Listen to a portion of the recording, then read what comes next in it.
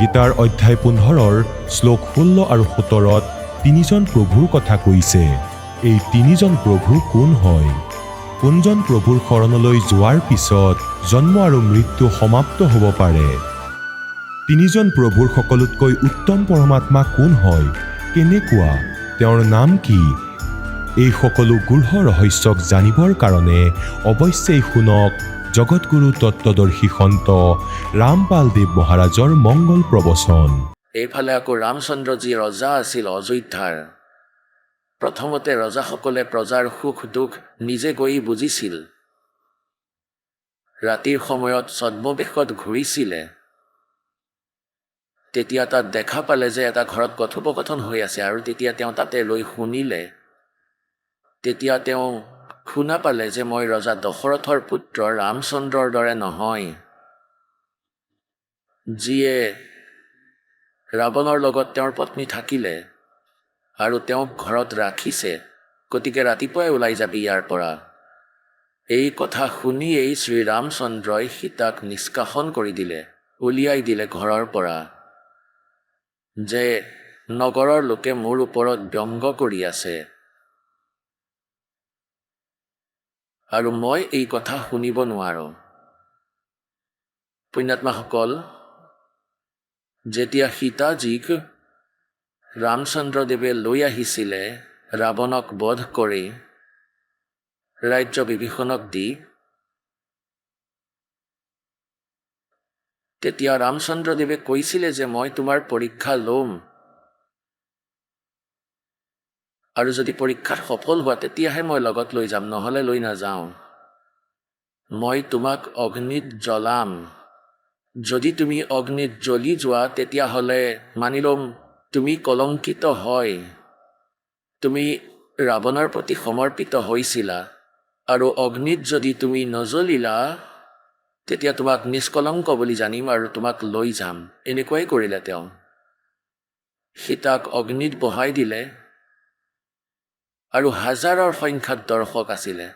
সীতাজী নজ্বলিলে আৰু সকলোৱে ক'লে যে ভগৱন্ত এওঁ নিষ্কলংক, মাতা নিষ্কলংক, আৰু ইমান কঠোৰ পৰীক্ষা লৈহে তেওঁক আকৌ ঘৰলৈ উভতাই আনিছিলে। আৰু এজন ব্যক্তিয়ে কোৱাতেই শ্ৰীৰামচন্দ্ৰই তেওঁক উলিয়াই দিলে, নিজৰ পত্নীক। তেতিয়া ক'ত গ'ল তেওঁৰ নিজৰ জাজমেণ্ট? তেওঁলোকতো ৰজাৰ যোগ্যই নাছিল আৰু আমি তেওঁলোকক ভগৱান মানি আছোঁ। এজনী গৰ্ভৱতী মহিলাক নিজৰ ঘৰৰ পৰা উলিয়াই দিয়ে, ক'ত মৰা ক'ত যোৱা এইটো কথা হ'ল। তেন্তে পৰীক্ষা লোৱাৰ কি প্ৰয়োজন আছিল? কিয় ইমান মানুহক মৰোৱালে? এৰি দিব লাগিছিল, ৰাৱণৰ লগতে থাকিলে হয়। পুণ্যাত্মাসকল, ইয়াৰ ৰজা হৈছে কাল ভগৱান। এয়া বিচৰা নাছিলে যে ইয়াৰ প্ৰাণীয়ে পৰমাত্মাৰ বিষয়ে জ্ঞাত হওক, যি কাৰণত তেওঁলোকে ভগৱান সিদ্ধ কৰাই ৰাখিছিলে নকল দূতৰ মাধ্যমেৰে। আৰু পিছত কি হয়, শেষলৈ শ্ৰীৰামচন্দ্ৰজীয়ে অশ্বমেধ যজ্ঞৰ ঘোঁৰা এৰি দিলে সমগ্ৰ পৃথিৱীতে শাসন প্ৰাপ্ত কৰিবলৈ, যে এই ঘোঁৰাক যিয়ে ধৰিব তেওঁ যুদ্ধ কৰিব মোৰ লগত। সেই ঘোঁৰা তেওঁৰেই পুত্ৰ দুয়োৱে, যি সীতাজীয়ে বহিষ্কৃত হোৱাৰ পিছত জন্ম দিছিলে ঋষি বাল্মীকিৰ কুটীৰত। এজন পুত্ৰ গৰ্ভত আছিল আৰু দ্বিতীয়জন বাল্মীকিজীৰ মিছআণ্ডাৰষ্টেণ্ডিঙৰ ফলত ঘাঁহৰ পৰা, কুশৰ পৰা এক প্ৰকাৰৰ ঘাঁহেৰে ইয়াৰে এজন পুত্ৰ বনাইছিল। এইটো বেলেগ কাহিনী হয়, পিছত ক'ম। তেওঁলোক লৱ আৰু কুশ নামেৰে প্ৰসিদ্ধ হয়। লৱ সীতাৰ গৰ্ভৰ পৰা জন্ম হৈছিল আৰু কুশ বাল্মীকিয়ে নিজৰ ভক্তি শক্তিৰে তেওঁক বনাইছিল। লৱ আৰু কুশ ডেকা আছিল আৰু তেওঁলোকে শ্ৰীৰামচন্দ্ৰদেৱৰ ঘোঁৰাটো ধৰিছিল। পিছত যেতিয়া পিতা পুত্ৰৰ মাজত যুদ্ধ হ'ল তেতিয়া তেওঁলোক দুয়োৱে ৰামৰ থকা সৰকা কৰি দিলে আৰু সীতা তেতিয়াও ৰামৰ হাতলৈ নাহিল আৰু পৃথিৱীৰ গৰ্ভলৈ সোমাই গ'ল। আৰু শ্ৰীৰামচন্দ্ৰজীয়ে আহি সুৰুজু নদীৰ পাৰত, যি অযোধ্যাৰ ওচৰেৰে বৈ গৈছিল, সেই সুৰুজু নদীত তাতেই জল সমাধি ল'লে এই দুখত। এতিয়া শ্ৰীকৃষ্ণজীৰ ইতিহাস চাই লওক। শ্ৰী বিষ্ণুজীৰ অৱতাৰ শ্ৰীকৃষ্ণজী, শ্ৰীৰামজী, শ্ৰীৰামচন্দ্ৰজীৰ জীৱনৰ ভোগ ভোগী সেই প্ৰাণীয়ে শ্ৰীকৃষ্ণৰ ৰূপত আকৌ জন্ম হ'ল। গোটেই জীৱন দুখী থাকিলে, গোটেই জীৱন জেলত জন্ম হ'ল, মাতা পিতা বন্দীগৃহত। কেতিয়াবা মামা শত্ৰু হৈ গ'ল, কেতিয়াবা পুতনাই মাৰিবলৈ গৈছে, কেতিয়াবা চানুৰ শত্ৰু হৈ গ'ল, কেতিয়াবা জৰাসন্ধা লাগিবলৈ আহিছে, কেতিয়াবা শিশুপালৰ লগত যুদ্ধ হৈছে, মতভেদ হৈ আছে, আৰু কেতিয়াবা কালযাবন আহিছিলে। এই দুখতে শ্ৰীকৃষ্ণই মথুৰা ত্যাগ কৰি দিছিলে আৰু এনেকুৱা স্থানত থাকিব ধৰিলে য'ত কোনো কেতিয়াও যাবই নোৱাৰে। বুদ্ধিমান ব্যক্তিয়ে এইটোৱেই ভাবে যে ৰাজ্যতকৈ বাণী ভাল, কাজিয়াতকৈ আত্মৰক্ষা ভাল। শ্ৰীকৃষ্ণজীয়ে তেওঁলোককো মাৰিব পাৰিলে হয়, কিয়নো তেওঁ ত্ৰিলোকৰ নতুন বিভাগীয় মন্ত্ৰী হয়। বিশেষ শক্তি থাকে প্ৰাণীত, তেওঁৰ ভিতৰত শক্তি আছিল। কিন্তু এয়াই ভাবিছিলে যে কাক নুমাৰিম, ইয়াততো সকলোৰে বুদ্ধি ভ্ৰষ্টই। তেতিয়া শ্ৰীকৃষ্ণজীয়ে দ্বাৰকা বনালে। সমুদ্ৰৰ মাজত এটা দ্বীপ আছিল, যাৰ কেৱল এখন দুৱাৰ আছিল, দ্বাৰিকা, এখন দুৱাৰৰ নগৰ।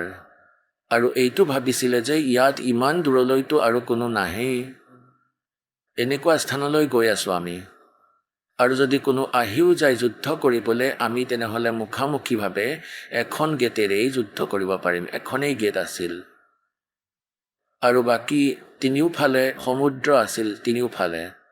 আৰু তালৈ শ্ৰীকৃষ্ণ গুচি গ'ল। জীৱনৰ অধিক সময় তেওঁ তাতেই ব্যতীত কৰিছিল। ইয়াততো অতি বেছি 18 বা 20 বছৰ কালহে ইয়াত আছিল দ্বাৰকাত, আৰু বাকী প্ৰায় 200 বছৰ জীয়াই আছিল শ্ৰীকৃষ্ণজী, আৰু বাকী সেই সময় দ্বাৰিকাত ব্যতীত কৰিছিল।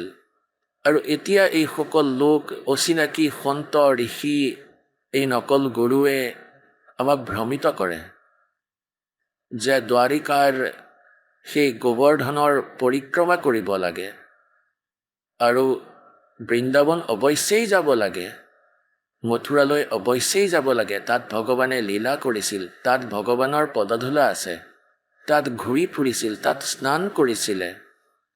শ্ৰীকৃষ্ণজী 20 বছৰ আছিল এই মথুৰাত, বাকী 180 বছৰটো তাত আছিলে দ্বাৰিকাত।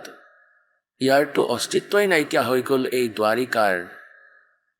সেয়েহে তাতে শেষ কৰিলে। দ্বাৰিকা সমুদ্ৰত ডুবি গ'ল শ্ৰীকৃষ্ণৰ মৃত্যুৰ পিছত। যদুবংশৰ বিনাশ হৈ গ'ল নিজৰ মাজতেই যুঁজি। আৰু যিসকল মহিলা বাচি আছিল তেওঁলোককতো অৰ্জুনে লৈ আহিছিল লগত, খালী হৈ গৈছিল। তাৰ পাছত দ্বাৰকাক সমুদ্ৰই ডুবাই দিছিল, ভিতৰলৈ সোমাই গৈছিল। কাৰণ এয়াই আছিল যে ভগৱানে ভাবিছিলে যে আকৌ ইয়ালৈ আহিব, আকৌ ধকা খাবলৈ ইমান দূৰলৈ দ্বাৰকালৈ।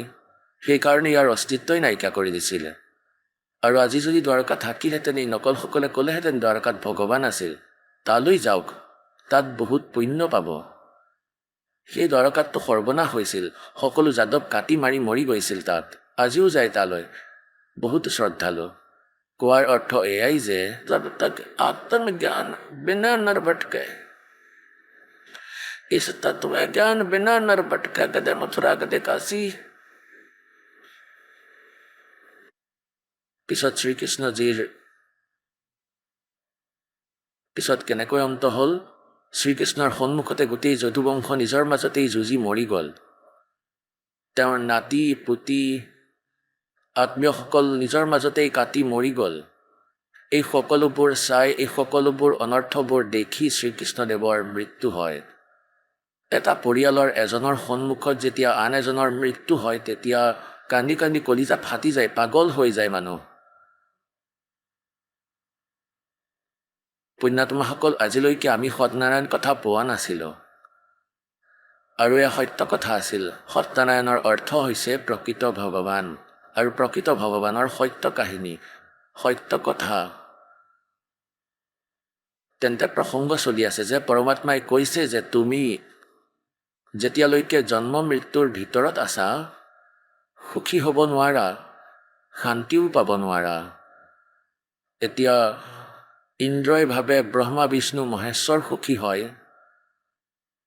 এতিয়া এই ব্ৰহ্মা বিষ্ণু মহেশ্বৰ আপুনি দেখি আছে শ্ৰীৰামজীৰ, শ্ৰী বিষ্ণুজীৰ, শ্ৰীকৃষ্ণজীৰ কেনেকৈ দুৰ্গতি হৈছিলে। শ্ৰীকৃষ্ণ অৰ্থাৎ ব্ৰহ্মা বিষ্ণু মহেশ্বৰে ভাবিছিলে যে পৰমাত্মা কোনোবা বেলেগ হয়, আমি সুখী নহয়। এতিয়া প্ৰশ্ন এইটো যে যি সত্যনাৰায়ণ কথা চলি আছে, সত্যনাৰায়ণৰ অৰ্থ হৈছে অবিনাশী পৰমাত্মা। ব্ৰহ্মা বিষ্ণু মহেশ্বৰ এই সত্যনাৰায়ণ নহয়। শ্ৰী বিষ্ণুদেৱকে আমি সত্যনাৰায়ণ মানি তেওঁৰ কথা আমি শুনিছিলোঁ আৰু আনকো শুনাইছিলোঁ। আপোনালোকক দেখুৱাই আছোঁ যে শ্ৰী ব্ৰহ্মাজী, শ্ৰী বিষ্ণুজী, শ্ৰী শিৱজী তেওঁলোক সত্যনাৰায়ণ নাছিল, তেওঁলোক অমৰ ভগৱান নাছিল, তেওঁলোক নাশবান আছিল, তেওঁলোকৰ জন্ম মৃত্যু হৈছিল। এটা দৃশ্য দেখুৱাম আপোনালোকক, বুদ্ধিমানৰ বাবে সংকেতেই যথেষ্ট হ'ব। চাব, শ্ৰীমদ দেৱী ভাগৱত, শ্ৰীমদ দেৱী ভাগৱত গীতা প্ৰেছ গোৰখপুৰৰ পৰা প্ৰকাশিত। ইয়াৰ সম্পাদক হৈছে হনুমান প্ৰসাদ পোদ্দাৰ, শ্ৰীমন লাল গোস্বামী। ইয়াৰ ক'ৰ পৰা মুদ্ৰিত হৈছে? প্ৰকাশক এবং মুদ্ৰক হৈছে গীতা প্ৰেছ গোৰখপুৰৰ পৰা প্ৰকাশিত, গোবিন্দ ভৱন কাৰ্যালয়, কলকাতাৰ সংস্থান। ইয়াৰ অলপমান দৃশ্য দেখুৱাম আপোনালোকক 123 নম্বৰ পৃষ্ঠাৰ 3য় স্কন্ধত। এয়া 123 নম্বৰ পৃষ্ঠা। এয়া 3য় স্কন্ধ। ভগৱান বিষ্ণু, শ্ৰী বিষ্ণুজীয়ে নিজৰ মাতৃ দুৰ্গাৰ স্তুতি কৰি কৈ আছে, তুমি শুদ্ধ স্বৰূপা, এই সমগ্ৰ সংসাৰ তোমাৰ পৰাই হৈ আছে। মই, ব্ৰহ্মা আৰু শংকৰ আমি সকলো তোমাৰ কৃপাতেই বিদ্যমান হওঁ। আমাৰ আবিৰ্ভাৱ আৰু তিৰোভাৱ হয়। আবিৰ্ভাৱ মানে জন্ম আৰু তিৰোভাৱ মানে মৃত্যু। আমাৰতো জন্ম আৰু মৃত্যু হয়, কেৱল তুমিয়েই নিত্য হয়, তুমিয়েই জগত জননী হয়, প্ৰকৃতি হয়, সনাতনী দেৱী হয়। ইয়াত প্ৰকৃতি হৈছে দুৰ্গা, এইটো মনত ৰাখিব, গীতাত কাম আহিব আপোনালোকৰ। ভগৱান শংকৰে ক'লে, দেৱী যদি মহাভাগ বিষ্ণু তোমাৰ পৰাই প্ৰকট হৈছে, তেন্তে তেওঁৰ পিছত প্ৰকট হোৱা ব্ৰহ্মাজী তোমাৰেই সন্তান হয়। তেন্তে মই তমোগুণী লীলা কৰা শংকৰ কি তোমাৰ সন্তান নহয়?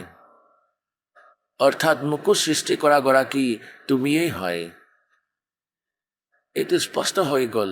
শংকৰ ভগৱানে কৈছিলে যে মই যিহেতু ব্ৰহ্মা আপোনাৰ পৰা সৃষ্টি হ'ল, তেনেহ'লে তাৰ পাছত মোৰ উৎপত্তি হ'ল, তেনেহ'লে মই কি তোমাৰ সন্তান নহয়?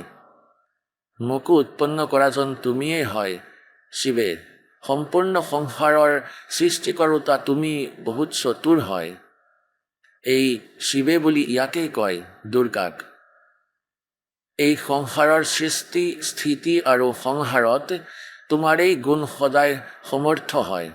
সেই 3 গুণেৰেই উৎপন্ন আমি ব্ৰহ্মা, বিষ্ণু আৰু শংকৰ, অৰ্থাৎ ৰজগুণ ব্ৰহ্মা, সতগুণ বিষ্ণু আৰু তমগুণ শিৱ নিয়ম অনুসাৰে কাৰ্য কৰি থাকে।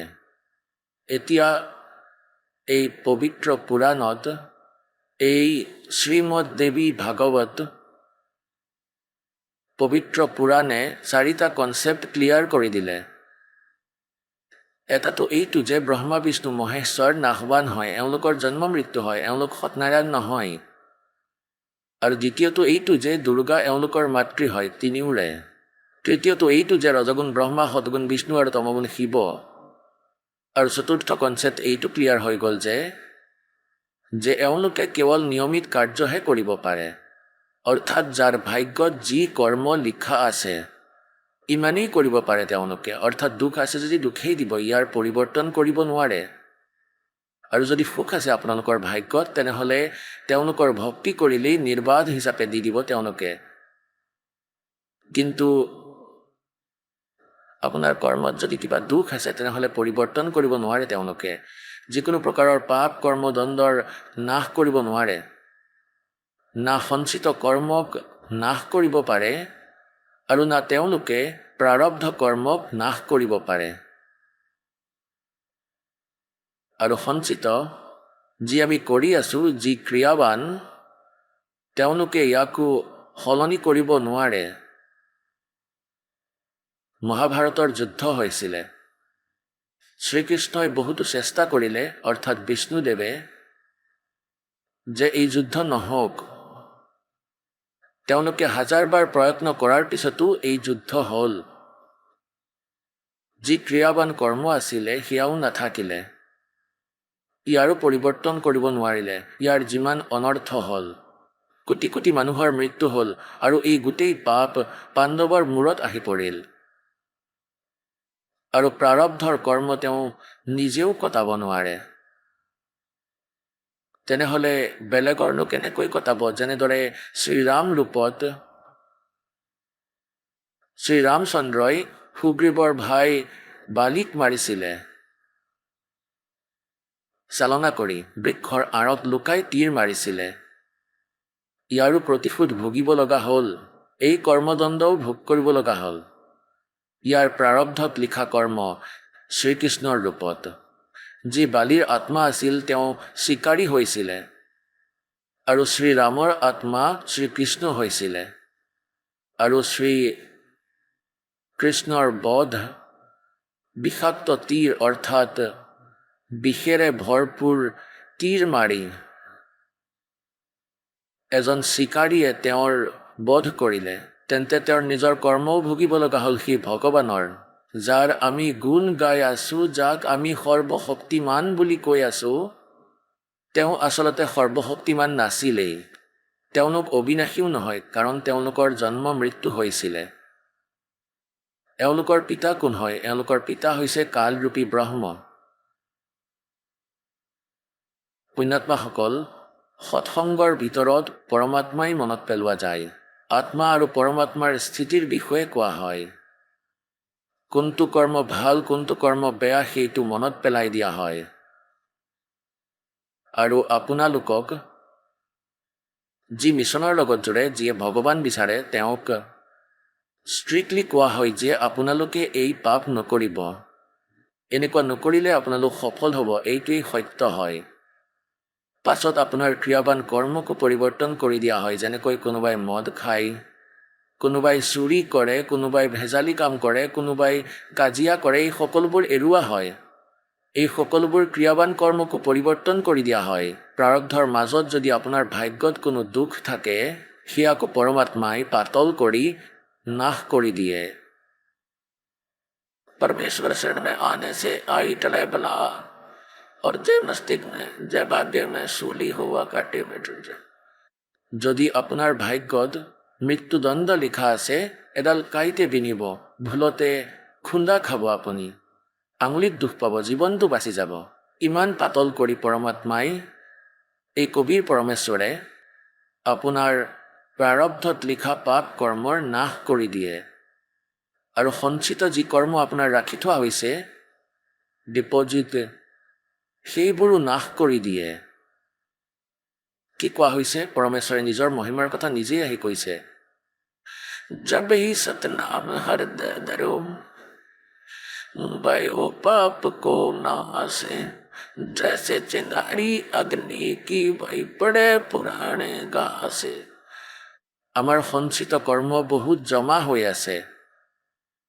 আমি এতিয়াহে পাইছোঁ সেই সৎ সাধনা, যি সৎ সাধনা আমি আগতেই কৰিব লাগিছিলে। এই সৎ সাধনা নকৰি আমি যিমান ক্ৰিয়া কৰিছিলোঁ, এই সকলোবোৰ শাস্ত্ৰবিধি ত্যাগ কৰি কৰা, নিজৰ মনৰ মতে কৰা আচৰণ আছিল। এইবোৰ ভগৱানৰ বিধানৰ বিপৰীত আছিলে। শ্ৰীমদ ভাগৱত গীতা অধ্যায় নম্বৰ 16 শ্লোক নম্বৰ 23 লিখা আছে যে অৰ্জুন শাস্ত্ৰবিধি ত্যাগ কৰি যি মনৰ মতে আচৰণ কৰে, অৰ্থাৎ মনৰ মতে পূজা কৰে শাস্ত্ৰ, যি শাস্ত্ৰৰ অনুকূল নহয়, তেতিয়া তেওঁলোকৰ না কোনো গতি হয়, আৰু না তেওঁলোকৰ কোনো সুখ হয়, আৰু না তেওঁলোকৰ কোনো সিদ্ধি প্ৰাপ্ত হয়, অৰ্থাৎ ইউজলেছ। আৰু এই তিনি কৰ্মৰ বাবে আমি ভগৱানৰ ভক্তি কৰোঁ। আৰু এই সাধনাৰ পৰা কোনো লাভ নহয়, য'ত শাস্ত্ৰবিধি ত্যাগ কৰি মনৰ মতে আচৰণ কৰা হয়। তেন্তে সেই কাৰ্যৰ পৰা আমাৰ পুণ্য নহয়, ভক্তি ধনৰ যোগাৰ নহয়। আৰু যি সাধনা আমি কৰিছিলোঁ শাস্ত্ৰবিধি ত্যাগ কৰি, তাৰ ফলত পুণ্যৰ স্থানত পাপহে জমা হ'ল।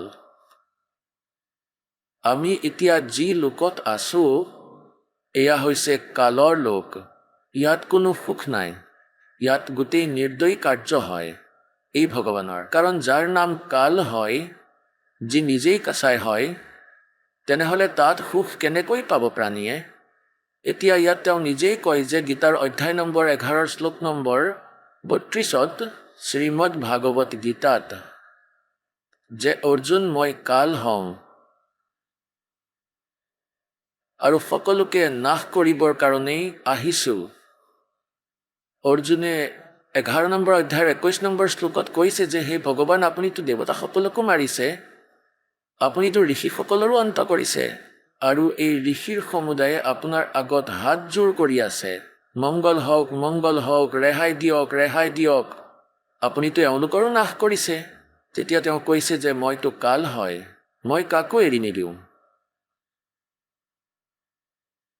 আৰু যদি তুমি যুদ্ধ নকৰা তেনেহ'লে তেওঁলোকক মই মাৰিম। তেন্তে পুণ্যাত্মাসকল, যি নিজেই কাল হয়, আমি তেওঁক ভগৱান মানি আছোঁ। আমিতো সাপক পুজি আছিলোঁ, সৰ্পক। শ্ৰীকৃষ্ণ কাল নাছিলে। শ্ৰীকৃষ্ণই মহাভাৰতত গীতাৰ আগতে কেতিয়াও নিজকে কাল বুলি কোৱা নাছিলে, আৰু তাৰ পিছতো কেতিয়াও নিজকে কাল বুলি কোৱা নাছিলে। এই কাল যি হয়, তেওঁ 21 ব্ৰহ্মাণ্ডৰ স্বামী হয়, আৰু ব্ৰহ্মা বিষ্ণু মহেশ্বৰৰ এওঁ পিতা হয়। ব্ৰহ্মা বিষ্ণু মহেশ্বৰৰ দুৰ্গা মাতা হয়, আৰু তেওঁৰ অভিশাপ লাগি আছিল ব্ৰহ্মৰ। তেওঁক কালেই কওঁ বা ব্ৰহ্মই কওঁ, তেওঁক কালৰূপী ব্ৰহ্ম বুলিও কোৱা হয়। অৰ্থাৎ সেই অভিশাপৰ কাৰণে তেওঁ 1 লাখ মানৱধাৰী শৰীৰ প্ৰতিদিনে আহাৰ হিচাপে গ্ৰহণ কৰিব লাগে, আৰু সেইবাবে আমাক ইয়াত ৰাখি থৈছে তেওঁ। এতিয়া যেনেদৰে কাছায়ে ছাগলী পালে, সেই ছাগলীখিনিক সকলোবোৰ সুবিধাটো দিয়েই তেওঁ। যেনেদৰে চাৰিওফালৰ পৰা একোখনকৈ বেৰ বনাই দিলে, যাতে কোনো হিংসক পশুৱে তেওঁলোকক খাব নোৱাৰে, আৰু চৰিবলৈ ঠাই বনাই দিলে যে সিহঁতৰ বাবে ঘাঁহ পাত সকলোবোৰ উৎপন্ন কৰিলে। এটা পুখুৰী বনাই দিলে, এটা জুপুৰিও বনাই দিলে, ঘাঁহ বনৰে বনোৱা এটা জুপুৰি। ঠাণ্ডা লাগিলে তালৈ আহিব বা বৰষুণ আহিলে তাৰ ভিতৰলৈ আহিব,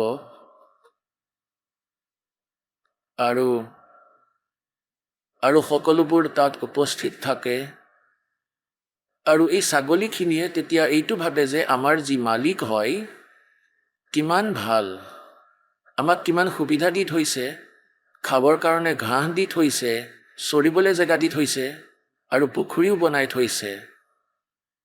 এতিয়া এই ছাগলীবোৰৰ ইমানেই বুদ্ধিয়ে কাম কৰে, কিন্তু সিহঁতে সেই সময়টো পাহৰি যায় যেতিয়া ক'ৰবাৰ পৰা অৰ্ডাৰ আহে, 20টা ছাগলীৰ, 10টা ছাগলীৰ অৰ্ডাৰ আহে। তেতিয়া তেওঁ কি কৰে, গৈ হাতত এডাল লাখুটি লৈ ডাঙৰ ডাঙৰখিনি বাছি উলিয়ায়। এতিয়া লাগিলে তাত কাৰোবাৰ ল'ৰাই মৰক বা কাৰোবাৰ ছোৱালীয়েই মৰক, লাগিলে মাক বা বাপেকেই মৰক, তেওঁ এইবোৰ নাচায় যে কাৰ মাকৰ কি অৱস্থা হ'ব, কোন ল'ৰা ছোৱালীয়ে কান্দিব, কোনোবাটোৰ মাকে কান্দিব, এইবোৰ সি নাচায়। সি কেৱল উলিয়াই আনে। সি কেৱল এটাই জানে যে ডাঙৰ ডাঙৰকেইটা বাছি উলিয়াব লাগে, লৈ গৈ মাৰে আৰু কাটে। এতিয়া এই অৱস্থাটোৱেই আমাৰ ইয়াত হৈ আছে। আপুনি দেখে দুৰ্ঘটনাবোৰত গোটেই পৰিয়ালটো শেষ হৈ যায়। এনেদৰে কেতিয়াবা আপদ আহিলে, ডাঙৰ ভূমিকম্প আহিলে গোটেই ক্ষেত্ৰখনেই নষ্ট হৈ যায়। কোনোবাটো পৰিয়ালৰ 4জন, কাৰোবাৰ 5জন, কাৰোবাৰ 6জন, কাৰোবাৰ 4জন মৰি যায়, কাৰোবাৰ ল'ৰা ছোৱালী কেইটা বাচি গ'ল, কাৰোবাৰ দেউতাক বাচি গ'ল। এই স্থিতি আমাৰ ইয়াতো হয়, যেনেদৰে কাছাইৰ সেই ছাগলীখিনিৰ হয়। আৰু আমি এয়া ভাবোঁ যে ভগৱান কিমান ভাল, কিমান ধুনীয়া পৃথিৱীখন দি থৈছে, য'ত ইমান ধুনীয়া ধুনীয়া ফল ফুল আছে, কাজু কিচমিচ আপেল কমলা আছে, ক'ৰবাত ঝৰ্ণা বৈ আছে, ক'ৰবাত নদী বৈ আছে, তলত পানী আছে, বহুত ভাল বাতাবৰণ আছে, আৰু আমি সন্তান উৎপন্ন কৰোঁ আৰু অন্ত কৰে তেওঁ, কিন্তু আমি গম নাপাওঁ যে এয়া হৈ কি আছে। এয়া হৈ কি আছে আমাৰ লগত, কাৰণ আমাৰ বুদ্ধি ইমান দুৰ্বল কৰি দিলে এওঁ, আৰু এনেদৰে শৰীৰত ফিট কৰি দিলে যে আমি ইমান বেছিকৈ ভাবিব নোৱাৰোঁ। কেতিয়াবা কিবা হৈ আছে, কেতিয়াবা বেমাৰ হৈ আছে, কোনো টেনশ্যন, কেতিয়াবা 100 প্ৰকাৰৰ সমস্যা হৈ আছে ইয়াত। এই জ্ঞান ভগৱানে আহি কৈছে যে তুমি ইয়াত এই কালৰ লোকত আছা আৰু ইয়াত তুমি সুখ বিচাৰি আছা। এতিয়া প্ৰশ্ন হৈছে যে তেওঁলোকে পাপ কৰ্মৰ নাশ কৰিব নোৱাৰে, তেওঁলোকে নিজেও দ্বন্দ্বই ভুগি আছে। ব্ৰহ্মা বিষ্ণু মহেশ্বৰৰ পিতা হয় কাল ভগৱান, আৰু যি শাস্ত্ৰবিধি ত্যাগ কৰি নিজৰ মনৰ মতে আচৰণ কৰে, আমি এনেকুৱা স্থানত বাস কৰি আছোঁ যে শাস্ত্ৰ অনুকূল সাধনা কৰিলে কিছু পুণ্যটো হ'ব, কিন্তু পাপো সমান হ'ব, সেয়া বেলেগকৈ লিখা হ'ব। যেতিয়ালৈকে আমি পৰম পূজ্য কবীৰ দেৱৰ শৰণলৈ নাহোঁ, আৰু সেয়াও পৰম সন্তৰ মাধ্যমেৰে, এই নকল সন্তৰ মাধ্যমেৰে আপুনি কেতিয়াও পৰমাত্মাক পাব নোৱাৰে। লাগিলে তেওঁলোকক কবীৰপন্থী বুলিয়েই কিয় নকওক, কাৰণ তেওঁলোকৰ লগত সেই মন্ত্ৰ নাই যাৰ দ্বাৰা পৰমাত্মাই আমাক লাভ দিব পাৰে। এতিয়া যেনেকৈ কোনোৱে হাতুৰিৰে জংঘল কাটে,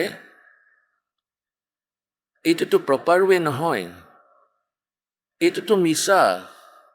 জংঘল কাটিবলগীয়া আছে যদি চোকা দা লাগিব, কাটি কুটি শেষ, 1 ঘণ্টাত চাফা কৰি দিব, আৰু সেই হাতুৰিৰে কাটিলে 10 দিন লাগিব কাটিবলৈ। অৰ্থাৎ উপায় ঠিক হ'লে পৰমাত্মা পাবৰ কাৰণে পৰমাত্মা পাবই। তেন্তে প্ৰশ্ন এইটো যে আমি যি স্থানত আছোঁ এয়া এক নিৰ্দয়ৰ লোক হয়। আপুনি ইয়াত নিজৰ পেটৰ কাৰণে ক'ৰবাত গৈছে, যাবলগীয়া হয়, ৰাস্তাত কীট পতংগ আৰু নাজানে কিমান জীৱ জন্তু আপোনাৰ ভৰিৰ তলত পৰি মৃত্যু হয়, আৰু এইটো আমি জানো, কিন্তু তথাপিও আমি এইবোৰক বচাব নোৱাৰোঁ। পৰমাত্মাই কয় আৰু কৰোড জীৱ একদিন মাৰে। এতিয়া কোৱাৰ অৰ্থ এইটোৱেই যে আমি যি সাধনা কৰিছিলোঁ শাস্ত্ৰবিধি ত্যাগ কৰি, ইয়াৰ পৰা পুণ্যটো একোৱেই নহ'লে, কাৰণ সেয়া শাস্ত্ৰ বিৰুদ্ধ আছিল, আৰু পাপ আপোনা আপুনি হৈ আছিল। যেনেকৈ 1 একৰ মাটি আছে বা 2-4 একৰ মাটি আছে, সেই মাটিত, সেই পৃথিৱীত যদি সেই মাটিৰ পৰা আমি কিবা লাভ ল'ব বিচাৰিছোঁ, কিবা শস্য খেতি কৰিব বিচাৰিছোঁ, যেনেকৈ ঘেঁহু, চানা, বাদাম আদি শস্যৰ খেতি কৰিব বিচাৰিছোঁ, আৰু ইয়াৰ কাৰণে আমি এটা বিশেষ চেষ্টা কৰিব লাগিব। ঘাঁহখিনি কাটিব লাগিব আৰু তাত থকা হাবি জংঘল কাটিব লাগিব, কাটি কাটি বাহিৰলৈ উলিয়াই দিব লাগিব, হালেৰে অথবা ট্ৰেক্টৰেৰে। অৰ্থাৎ পৰিশ্ৰম কৰিব লাগিব আৰু টকা খৰচ কৰিব লাগিব। নিজৰ পৰিশ্ৰমেৰে অথবা হাজিৰা লগাই হাল বোৱাব লাগিব আৰু শস্যৰ বীজ লগাব লাগিব। তাতো পইচা, মানে শস্য যি আমি সিঁচিম সেয়া কিনি আনিব লাগিব, আৰু যদি আমি ঘৰৰ পৰা আনি সিঁচো তাতো পইচাই লাগি আছে। আকৌ সিঁচিবৰ কাৰণে নিজৰ আকৌ এটা এক্সট্ৰা পৰিশ্ৰম। এই সকলোবোৰ কাৰ্য কৰি আৰু সকলো সময়তে সেই তাৰ লগতেই লাগি থাকিব লাগিব, তেতিয়াহে গৈ এসময়ত বীজ প্ৰাপ্ত হয়, ঘেঁহু পোৱা যায়, আৰু সেই মাটিক, সেই পৃথিৱীক আপুনি কেতিয়াও নজকাব। একো যদি নকৰে তেতিয়া আকৌ তাত হাবি জংঘল গজি যাব, নিজে নিজেই ইমান হাবি জংঘল গজি যাব যে আপোনালোকে দেখাই নাপাব যে তলত পৃথিৱী আছে। তেন্তে সেয়া ইউজলেছ। তেন্তে পুণ্যাত্মাসকল, এই ঘাঁহখিনিতো নিজেই গজিলে, এই হাবি জংঘলখিনিতো নিজে নিজেই গজি উঠিল, আৰু শস্য কৰিবলৈ কিমান কষ্ট কৰিবলগীয়া হৈছিল, আৰু সেয়া হ'লেতো হ'লেই, নহ'লেতো নায়েই। ইয়াৰ যি সাধনা আছিল এয়া এনেকুৱা ধৰণৰ আছিল যে কোনোবাই ইন্দ্ৰৰ পদবী প্ৰাপ্ত কৰিবলৈ, স্বৰ্গৰ ৰজা হ'বলৈ তপ অথবা যজ্ঞ কৰে, তেন্তে তেওঁলোকৰ তপ বা যজ্ঞক খণ্ড কৰি দিয়া হৈছিল। বৰ্তমান ৰজা ইন্দ্ৰই, কিয়নো ইয়াত ৰাজনীতি চলিছিলে। ধৰ্মনীতিটো ইয়াত নচলে। ধৰ্মনীতি পৰমাত্মাৰ চৰণত অহাৰ পিছতহে চলে। ৰাজ ইচ্ছা ত্যাগ কৰিলেহে ধৰ্মনীতিত চলিব পাৰিব, সফল হ'ব পাৰিব। তেতিয়া ইন্দ্ৰই নিজৰ ৰাজনীতিৰ আধাৰত এনেকুৱা কোনো পদবী প্ৰাপ্ত কৰিবলৈ কৰা যোগ্যজনক, যোগ্য অনুষ্ঠান কৰাজনক নাশ কৰি দিয়ে, শেষ কৰি দিয়ে, খণ্ড কৰি দিয়ে। তেন্তে ধৰি লোৱা, যেনেকৈ কৃষকে ইয়াত খেতি আৰম্ভ কৰে আৰু শিল পৰিলে বা বৰষুণ আহিলে সকলোবোৰ শস্য নাশ হৈ যায়, ঘেঁহু বিনষ্ট হৈ যায়, নষ্ট হৈ যায় শস্য। ইয়াত কোৱাৰ অৰ্থ এইটোৱেই যে সকলো কষ্ট কৰাৰ পিছতো আশা কৰিব নোৱাৰি যে সকলোবোৰ শস্য ঘৰলৈ আহিব। আৰু ঘৰলৈ আনিবৰ কাৰণেও কিমান কষ্ট। আৰু তাততো জংঘল গজিয়েই গ'ল আকৌ সেই মাটিত। কাৰণ আমি এনেকুৱা এখন লোকত আছো, যি এনেকুৱা স্থান হয়, যদি আমি পুণ্য কৰিব লাগে শৰীৰেৰে, তেনেহ'লে পৰিশ্ৰমো কৰিব লাগিব আৰু কামো এৰিব লাগিব আৰু 10 টকাটো লগাবও লাগিব। তেতিয়াহে আমি পুণ্য প্ৰাপ্ত কৰিব পাৰিম আৰু সাধনা আমাৰ শাস্ত্ৰ অনুকূল হ'ব। শাস্ত্ৰবিধি ত্যাগ কৰি নিজৰ মনৰ মতে আচৰণ হ'ব নালাগিব। তেতিয়াহে আমি পুণ্য প্ৰাপ্ত কৰিম। আৰু পাপো আমাৰ বেলেগকৈ লিখা হ'ব। পাপ বেলেগকৈ লিখা হয়, পুণ্য বেলেগকৈ লিখা হয়। যেতিয়ালৈকে আমি কবিৰ পৰমেশ্বৰজীৰ শৰণলৈ নাহোঁ পৰম সন্তৰ মাধ্যমেৰে, তেতিয়ালৈকে আমি যি সাধনা কৰি আছো সেয়া হয়তো শাস্ত্ৰৰ অনুকূলেই নহওক কিয়, তেতিয়াও আমাৰ দুয়োটাই লিখা হ'ব, পুণ্য আৰু পাপ বেলেগে, আৰু দুয়োটাই আমাৰ প্ৰাপ্ত হ'ব। সেই ভক্তিমূলক সাধনাটো স্বৰ্গ, মহাস্বৰ্গ, যিটো মিছা সুখক আমি সুখ মানো, তাত পাব। আৰু যি পাপ বেলেগে লিখা হৈছে সেইটো পাব আপুনি এই নৰকত, বা আকৌ সেই 84 প্ৰজাতিত, বা আকৌ এই মানৱ জীৱন প্ৰাপ্ত হ'ব। কোৱাৰ ভাৱ এইটোৱে যে আমি য'ত ৰৈ আছো আৰু যি ভগৱানক আমি উপাসনা কৰি আছো, তাৰ পূজাৰ পৰা আমাৰ পঞ্জীভূত কৰ্ম কাটিব নোৱাৰে। যিটো কৰ্ম নিৰ্ধাৰিত কৰ্ম তেওঁ হয়, যিটো আমাৰ জীৱনত লিখি দিয়া হয়, সেই দুইটা আমি ভুগিব লাগিব। আৰু কবিৰ পৰমেশ্বৰৰ শৰণলৈ অহাৰ পিছত এই পৰমাত্মাই কোৱা হয়, যজুৰ্বেদ অধ্যায় নম্বৰ 5 মন্ত্ৰ নম্বৰ 32ত কোৱা হৈছে যে উচি কচি কবিৰ অংগাৰী আছি ব্ৰহ্মাৰী আছি। অংগাৰী মানে আগ, মানে পাপ, আৰি মানে শত্ৰু, পাপৰ নাশকৰ্তা। তেওঁ কবিৰ হয়, কবিৰ দেৱ হয়, আমি কবিৰ চাহেব বুলি কওঁ। বম্ভৰ মানে আমাৰ কৰ্মৰ বন্ধনক কটা, বম্ভৰ মানে বন্ধন, আৰি মানে শত্ৰু, ব্ৰহ্মাৰী মানে বন্ধনৰ যি শত্ৰু হয়, তেওঁ কবিৰ দেৱ হয়, কবিৰ চাহেব হয়। আৰু তেওঁ ঋত ধামো স্ব জ্যোতিৰেচি ঋত ধামাচি, তেওঁ স্বয়ং প্ৰকাশিত, তেওঁৰ শৰীৰ পৰমাত্মাৰ যেনেকৈ সূৰ্য স্বয়ং প্ৰকাশিত হয়, তেনেকৈ সৃষ্টিকৰ্তাৰ শৰীৰ স্বয়ং প্ৰকাশিত হয়, উপলব্ধ হয়, মানৱ সদৃশ হয়, নৰাকাৰ হয়, মানৱ তুল্য হয়। আৰু তেওঁ শতলোকত থাকে।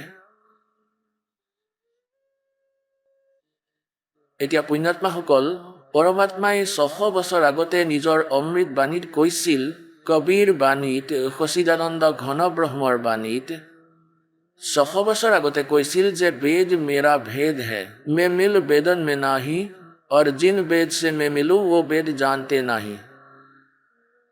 বেদ মোৰ ভেদ হয়, মোৰ হে তথ্য, মোৰ মহিমাৰ গুণগান বেদে কৰি আছে। তথাপি এই বেদত বৰ্ণিত বিধিৰে মোৰ প্ৰাপ্ত হ'ব নোৱাৰে, কাৰণ এই 4 বেদত ব্ৰহ্মালৈকেহে সাধনাৰ উল্লেখ আছে, লিখা আছে।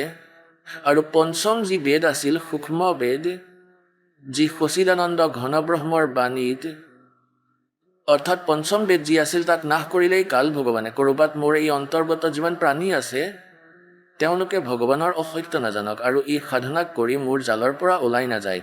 আৰু এই দৃষ্টিকোণৰ পৰা এই কাল ভগৱানে সেই পঞ্চম বেদ নষ্ট কৰি দিলে। সেই পঞ্চম বেদৰ নাশৰ পৰিপূৰ্ণ কৰিবলৈ পৰমেশ্বৰ স্বয়ং আহে সৎলোকৰ পৰা আৰু আকৌ তেওঁ জাননী দিয়ে।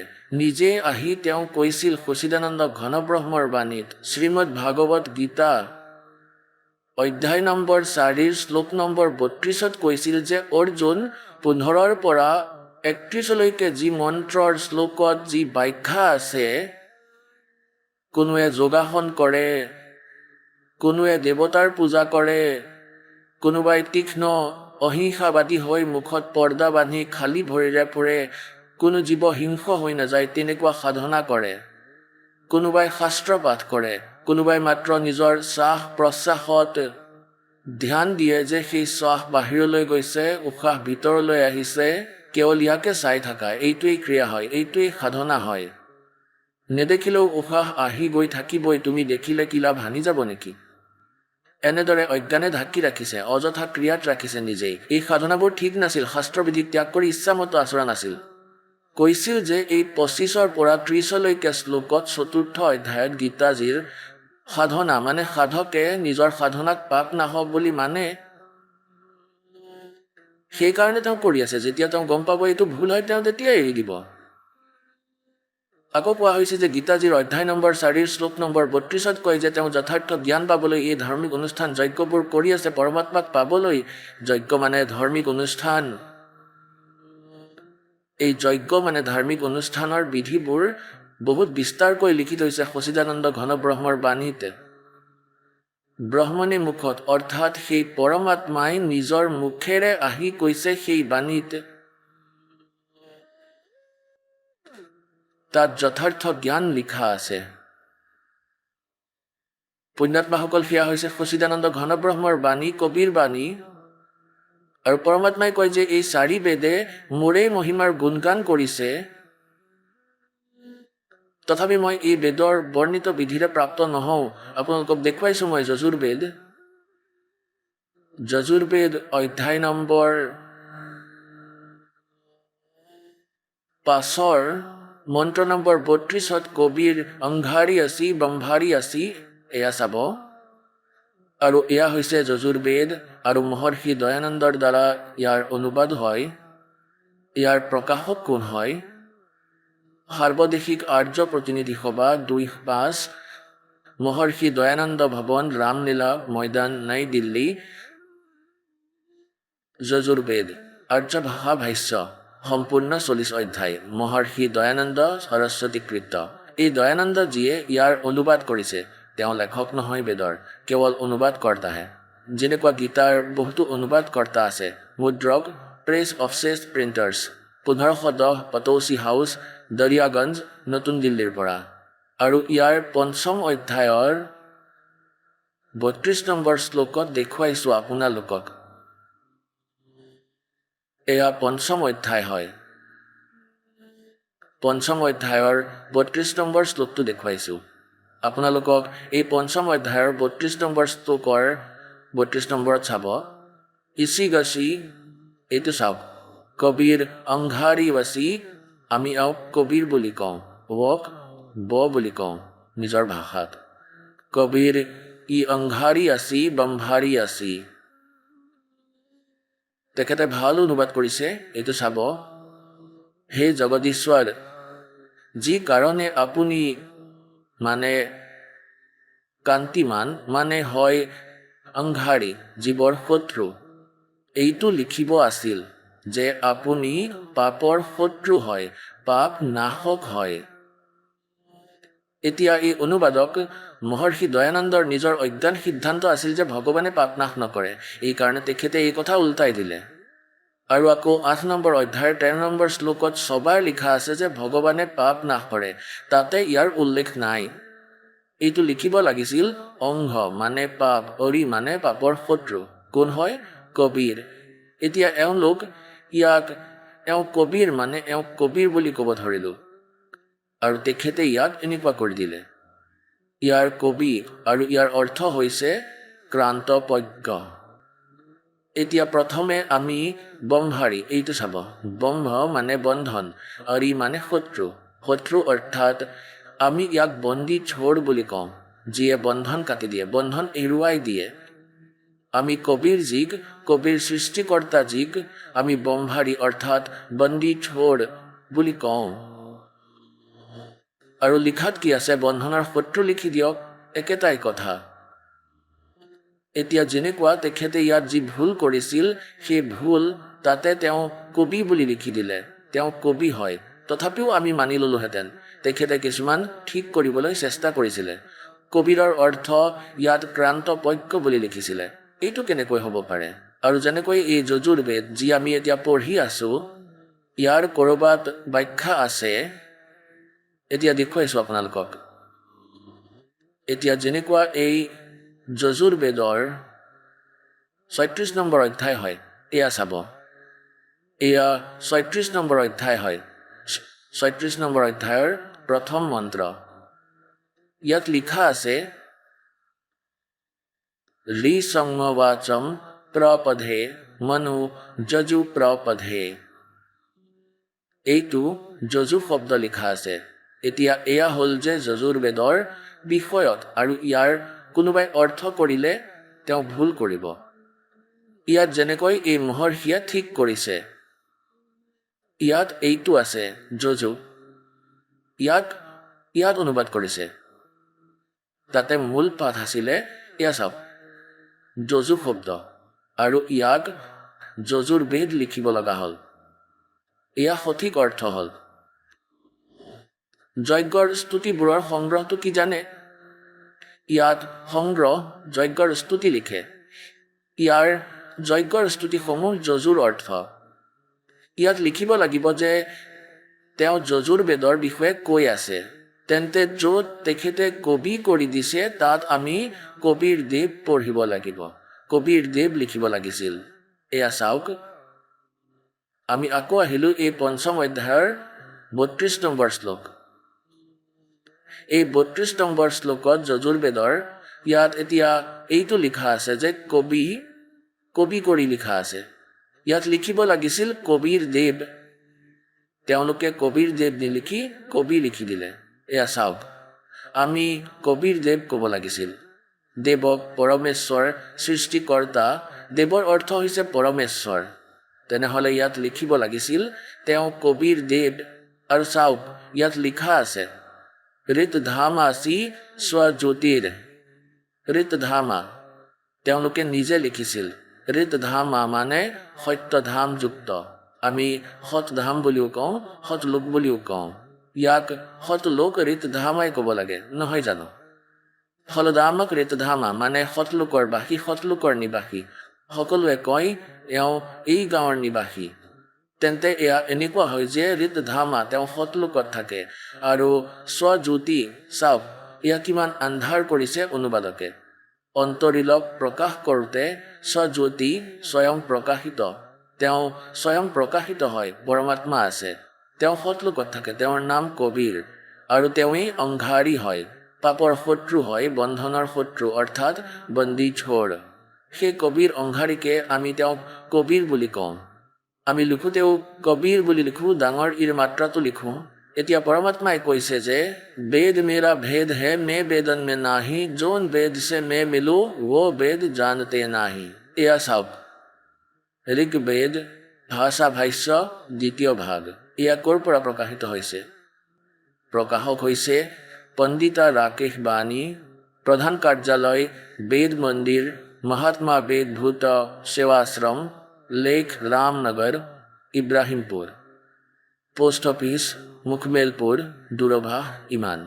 তলত লিখা আছে দয়ানন্দ সংস্থান, এয়া দিল্লীৰ প্ৰকাশন, আৰু ইয়াৰ অনুবাদ হয় এই ৯-১০ মণ্ডল, মহাত্মা বেদ ভিক্ষু ভৰতেন্দ্ৰ নাথ, দয়ানন্দ সংস্থান, কৰলবাগ, নতুন দিল্লী। ইয়াৰ ১০ নম্বৰ শ্লোকৰ ১০ নম্বৰ মণ্ডলৰ আৰু শ্লোক নম্বৰ ৪৯ত দেখুৱাইছোঁ আপোনালোকক। এয়া চাব, ঋগ্বেদ মণ্ডল ১০ শ্লোক নম্বৰ ৪৯। ইয়াৰ এই প্ৰথমৰ মন্ত্ৰ ৪৯ নম্বৰ শ্লোকৰ এই প্ৰথম মন্ত্ৰ। ইয়াত লিখা আছে যে মই স্তুতি কৰা সকলক অৰ্থাৎ পূৰ্ণ পৰমাত্মা নিজৰ মহিমা বেদত লিখা আছে আৰু ইয়াৰ অৰ্থ হয় যে অহং দাং গ্ৰনন্তে পুণ্যং বস্বহং ব্ৰহ্ম ক্ৰণৱং। এতিয়া পূৰ্ণ পৰমাত্মাই কয় যে ব্ৰহ্মৰ উৎপত্তি ময়েই কৰিছোঁ। এতিয়া ইয়াত চাওক যে অনুবাদত যে স্তুতি কৰা সকলক সনাতন ঐশ্বৰ্য নিবাস কৰা যোগক, সনাতন ঐশ্বৰ্য নিবাস কৰা যোগৰ লোকক মুক্তি অথবা জ্ঞান প্ৰদান কৰোঁ, মুক্তিও প্ৰদান কৰোঁ। আৰু সনাতন ঐশ্বৰ্য মত যোৱাৰ পিছত আকৌ কেতিয়াও আপোনাৰ সুখ নাশ নহয়, সেয়া প্ৰদান কৰোঁ। অহং ব্ৰহ্ম কৃগৱাম, এইটো চাওক স্পষ্টকৈ লিখা আছে। এইটো স্পষ্টকৈ পঢ়িব লাগিব আমি, নহ'লে এইটো অসুবিধা কৰি আছে। অহং ব্ৰহ্ম কৃগৱাম, বেদক উৎপন্ন কৰোঁ। ইয়াত ব্ৰহ্ম অৰ্থবেদ কৰি লিখা আছে। মই ব্ৰহ্মক উৎপন্ন কৰোঁ। পূৰ্ণ পৰমাত্মা কবীৰ দেৱজীয়ে সৎপুৰুষে ব্ৰহ্মৰ উৎপত্তি কৰিছিল। আকৌ মূল সংস্কৃত পঢ়া। অহম মানে মই, ব্ৰহ্ম অৰ্থাৎ ব্ৰহ্মক, কৃগৱম অৰ্থাৎ উৎপন্ন কৰোঁ। মই ব্ৰহ্মক উৎপন্ন কৰোঁ। ঠিক আছে, য'ত তেখেতে অলপমান ভুল কৰিছে অনুবাদত তাক আমি শুদ্ধ কৰি ল'ব লাগিব নিজৰ জ্ঞানেৰে। আৰু এই বেদে মোৰেই মহিমাৰ বৃদ্ধি কৰে। যজ্ঞ দান সৎসংগ কৰা সকলক সনৰ্গত আদেশ কৰোঁতা ময়েই হয়। करे करावे साईं मन में लहर उठा और दादू सिद्धर जीव के आप बगल हो जा। কোৱা হয় যে সকলো দান পুণ্য সৎসংগ পুণ্য আত্মা যি মোৰ লগত সংযুক্ত হৈছে মইহে আনো। ইয়াত সৎমাৰ্গৰ আদেশ কৰোঁতা ময়েই হয়। মই সকল যুদ্ধত নিদিয়াসকলক কুসংগী যজ্ঞশীলজনক হেৰুৱাওঁ। আহক আমি এতিয়া সেই শ্ৰদ্ধালুসকলৰ অনুভৱবোৰ জানো, যিসকলে জগতগুৰু তত্ত্বদৰ্শী সন্ত ৰামপাল দেৱ মহাৰাজৰ পৰা দীক্ষা প্ৰাপ্ত কৰিছে তথা তেওঁৱেই কোৱা ভক্তিমাৰ্গ এওঁলোকে অৱলম্বন কৰি আছে। ছাৰ, কি নাম আপোনাৰ? মোৰ নাম ভানদাস হয়। দেউতাৰ নাম শ্ৰী দিয়াচী ৰাম, গাঁও পেহেৰা, জিলা গোৱালিয়াৰ। ছাৰ, আপুনি সন্ত ৰামপাল মহাৰাজদেৱৰ পৰা দীক্ষা কেতিয়া ল'লে? চন 13 ডিচেম্বৰ মাহত লৈছিলোঁ ছাৰ। সন্ত ৰামপাল মহাৰাজদেৱৰ পৰা দীক্ষা লোৱাৰ আগতে আপুনি আন ভক্তি সাধনাও কৰিছিল। হিন্দু ধৰ্মৰ সকলো দেৱতাক মানিছিলোঁ মই, বিশেষকৈ দেৱীৰ বেছি উপাসনা কৰিছিলোঁ মই। সদায় তেওঁৰ পূজা কৰিছিলোঁ, তেওঁৰ নাম লৈছিলোঁ আৰু গুৰু ধাৰণ মই কৰা নাছিলোঁ, কিন্তু দেখা দেখি কৰিয়ে মই ভক্তি কৰিছিলোঁ। গতিকে যি দেৱীৰ আপুনি পূজা কৰিছিলে তাৰ পৰা আপোনাৰ কি লাভ হ'ল? একো লাভ নহ'লে ছাৰ। মই কৰি আছিলোঁ, দেখুৱাবলৈ কৰি আছিলোঁ, কিন্তু একো লাভ নহ'ল। য'ত নেকি মই 13 এনেই মই 5 বছৰে দেৱী স্থাপনা কৰি আছিলোঁ 9গৰাকী দেৱীৰ ভিতৰত, আৰু সকলো গাঁৱৰ মানুহে সদায় মোৰ লগত আছিল। মই বহুত সক্ৰিয় আছিলোঁ আৰু সকলো ব্যৱস্থা মোৰ দ্বাৰাই হৈছিল। কিন্তু মই বেমাৰী হৈ গ'লোঁ তেতিয়া 9 দেৱীৰ ভিতৰত। গতিকে মই আগতে নিচা বহুত কৰিছিলোঁ, মদ মাংস মানে একো তেনেকুৱা বস্তু নাছিলে যিটো মই সেৱন কৰা নাছিলোঁ। কিন্তু মই পৰম সন্ত সদগুৰু ৰামপাল দেৱৰ সৎসং যেতিয়া মই টিভিত শুনিছিলোঁ, তাত তেওঁ নিচা এৰিবলৈ কৈছিলে। কথাটো ময়ো জানিছিলোঁ যে এইটো বেয়া বস্তু, কিন্তু মই এৰিব পৰা নাছিলোঁ, অভ্যাস হৈ পৰিছিল। গতিকে মই আবেদন জনালোঁ, তেওঁৰ প্ৰবচন শুনিলোঁ, তেওঁৰ সত্যজ্ঞান দেখিলোঁ। মই ভাবিলোঁ যদি মোৰ এই নিচা আঁতৰি যায়, মই আপোনাৰ শৰণলৈ আহি যাম আৰু নাম দীক্ষা লৈ মই আপোনাৰ সাধনা কৰিম। এনেকুৱাই হ'ল। পৰমাত্মাৰ দয়া হ'ল ৰামপাল দেৱ মহাৰাজৰ, আৰু মোৰ সেই নিচাটো গুচি গ'ল সেই বেমাৰত। আৰু 9 দেৱীৰ পৰা যি বেমাৰ হ'ল, মই 15 দিন বেমাৰত থাকিলোঁ। আৰু সেই বেমাৰত মই জাগিৰ কাম কৰিছিলোঁ 9 দেৱীৰ ভিতৰত, আৰু মোৰ আছিলে যি ইচ্ছা, বেমাৰৰ কাৰণে নিচা আঁতৰি গুচি গ'ল। গতিকে মই সকলো এৰি দিলোঁ। এৰি দিয়াৰ পাছত আৰু মোৰ ইচ্ছাই নগ'ল। মই ভাবিলোঁ হ'ব পাৰে সদগুৰু ৰামপাল দেৱ মহাৰাজে এয়া মোক লীলা দেখুৱালে। গতিকে মই তৎক্ষণাত আহি বৰবালাত সন্ত ৰামপাল দেৱ মহাৰাজৰ পৰা নাম লৈ ল'লোঁ, আৰু মই তেতিয়াৰ পৰা সাধনা কৰি আছোঁ। ছাৰ, আপুনি সন্ত ৰামপাল মহাৰাজদেৱৰ পৰা নাম দীক্ষা লোৱাৰ পিছত কিবা লাভ পালেনে? বহুত লাভ হৈছে মোৰ। মই ক'লৈকে শুনাম। এটা দুটা বৰ ডাঙৰ ডাঙৰ ঘটনা আছে, মই তাকে শুনাওঁ। যে মই নাম লোৱাৰ আগত যে ঘৰৰ মোৰ আৰ্থিক স্থিতি বৰ বেয়া আছিল, গতিকে সৎসংগত মই শুনিছিলোঁ ভক্তসকলৰ পৰা যে পৰম সন্ত ৰামপালদেৱ মহাৰাজে সকলোবোৰ দিয়ে। তেতিয়া ময়ো এনে এক আবেদন জনালোঁ, হে গুৰুদেৱ, এই মাহততো মোৰ পইচাই নাই, গতিকে মই আপোনাৰ তালৈ যাবগৈ নোৱাৰিম, মই সৎনাম নাপাম। এদিন মই মোৰ পূজাৰ স্থান আলমাৰীটো মই চাফা কৰি থাকোঁতে পৰমাত্মা সদগুৰু ৰামপালদেৱৰ মই যেতিয়া ছবিখন উঠালোঁ, তাৰ তলত মই 1000 টকা পালোঁ। মই অন্তৰৰ পৰা কৈছোঁ, ছাৰ, মই ক'লোঁ গুৰুদেৱে মোক মাতিলে, গতিকে মই যামেই। মই তাত গৈ উপস্থিত হ'লোঁ, 4ৰ্থ মাহত সৎনাম পালোঁ। আৰু মোৰ জ্যেষ্ঠ সন্তান, সি বেয়া সংগত পৰি গৈছিলে। ময়ো তাক গালি পাৰিব পৰা নাছিলোঁ, কাৰণ ময়ো সেই নিচাই কৰিছিলোঁ বেয়া বস্তুৰ, গতিকে তাকো মই ৰখাব নোৱাৰিছিলোঁ। যেতিয়া মই নাম লৈছিলোঁ তেতিয়া মই আকৌ আবেদন জনাইছিলোঁ সদগুৰুক। তাত গৈ মই নিবেদন জনালোঁ যে হেই মহাৰাজ, মোৰ ডাঙৰ সন্তানকো আপোনাৰ শৰণত লৈ লওক, সি বৰ বেয়া পথত গতি কৰি আছে আৰু মদ মাংস বহুত খাইছিলে আৰু ভাঙো খাইছিলে, আৰু মই তাক মানা কৰিলেও নুশুনিছিলে। কিন্তু নাজানো কি দয়া হ'ল, তেওঁ তাৰ ওপৰত দয়া কৰিলে আৰু মোক নোকোৱাকৈ, মোৰ পৰা পইচা নোলোৱাকৈ, মোৰ ডাঙৰ ল'ৰাটোৱে, তাৰ পৰিবাৰো আছে, 2-3জনী ছোৱালী আছে, সি নোকোৱাকৈ বৰবালালৈ গুচি গ'ল। তাত গৈ সি নাম ল'লে। মই ঘৰতে ইফালে সিফালে বিচাৰি আছিলোঁ 2 দিন, নাপালোঁ। মই তাৰ সংগৰ ল'ৰাবোৰক সুধিছিলোঁ, সিহঁতেও মোক নক'লে, সিহঁতকো কৈ যোৱা নাছিলে। লগৰ এজনে ক'লে যে সি বৰবালালৈ গৈছে, যে মই নাম ল'বলৈ যাম। মই ভাবিলোঁ হ'ব পাৰে গৈছে। যেতিয়াই মোৰ ডাঙৰ ল'ৰাটোৱে নাম ল'বলৈ গুচি গ'ল বিনা পইচাৰে, বিনা টিকেটৰে, আৰু তাত বৰবালাত গৈ সদগুৰু ৰামপালদেৱ মহাৰাজৰ পৰা সি নাম দীক্ষা ল'লে, সকলো নিয়ম পঢ়িলে, আৰু ঘূৰি আহোঁতে মই সুধিলোঁ তই ক'ত গৈছিলি? সি ক'লে মই বৰবালা গৈছিলোঁ গুৰুজীৰ ওচৰত, নাম লৈ আহিছোঁ। মই ক'লোঁ এইটো হ'বই নোৱাৰে, তই মনাই নাছিলি প্ৰথমতে। তেতিয়া ক'লে চাওক, তেতিয়া সি কিতাপখন দেখুৱালে, তাত যিখন নীতি নিয়মৰ কিতাপ পোৱা যায়, ফটো দেখুৱালে গুৰু মহাৰাজৰ। এনেকৈ সকলো দেখাৰ পাছত মই ক'লোঁ বহুত বঢ়িয়া, পৰমাত্মাৰ সম্পূৰ্ণভাৱে দয়া হ'ল, এতিয়া গোটেই পৰিয়ালে নাম লৈ লৈছে।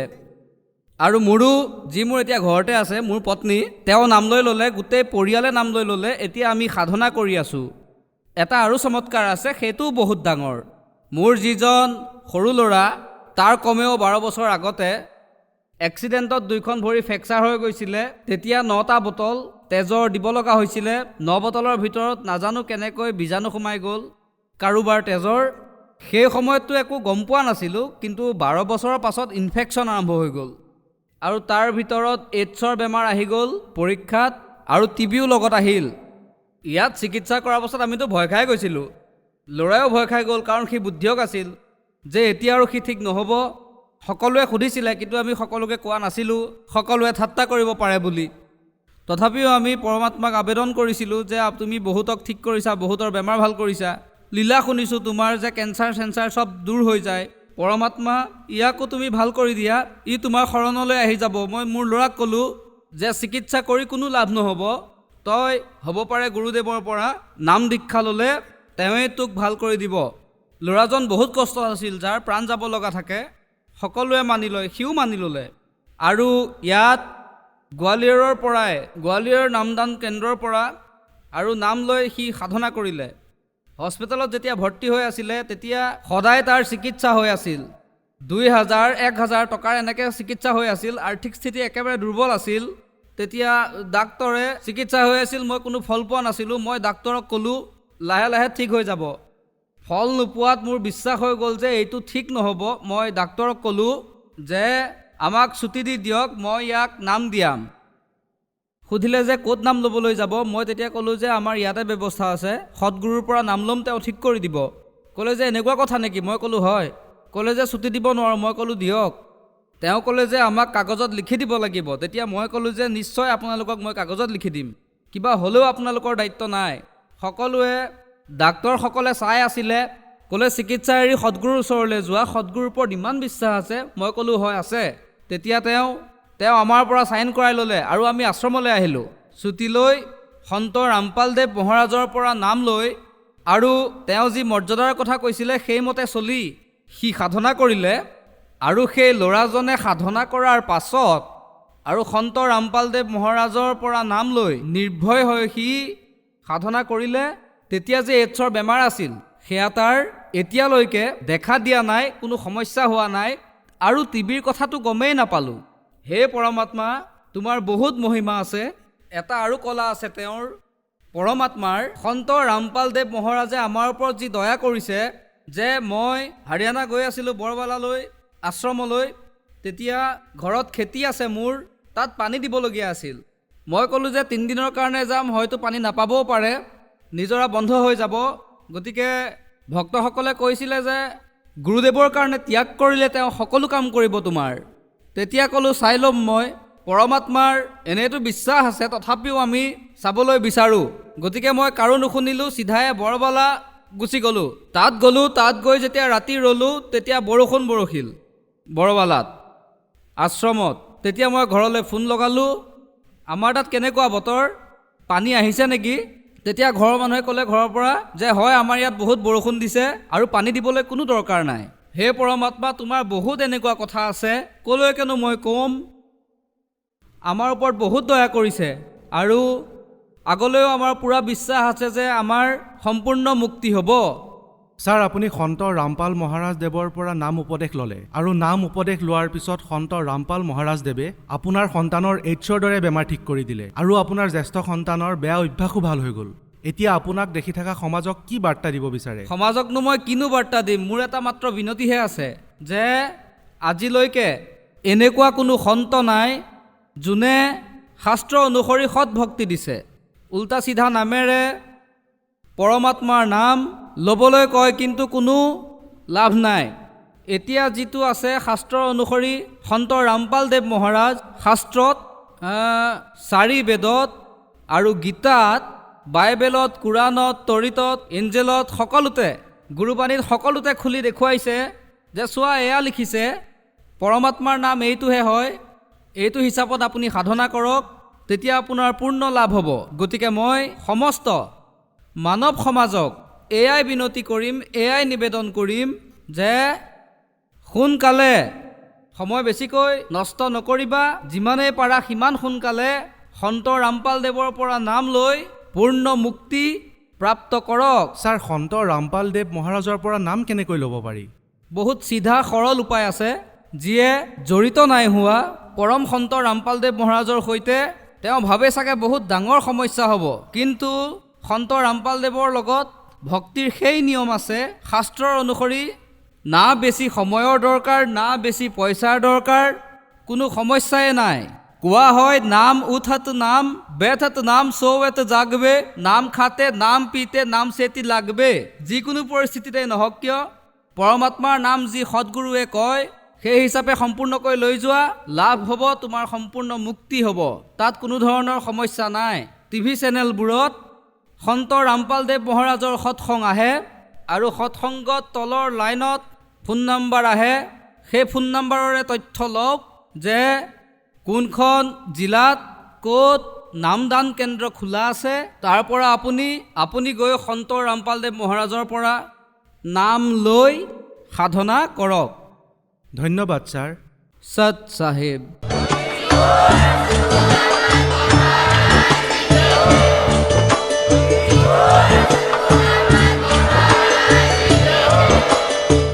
আপুনি শুনি আছিলে জগতগুৰু তত্ত্বদৰ্শী সন্ত ৰামপালদেৱ মহাৰাজৰ মংগল প্ৰবচন।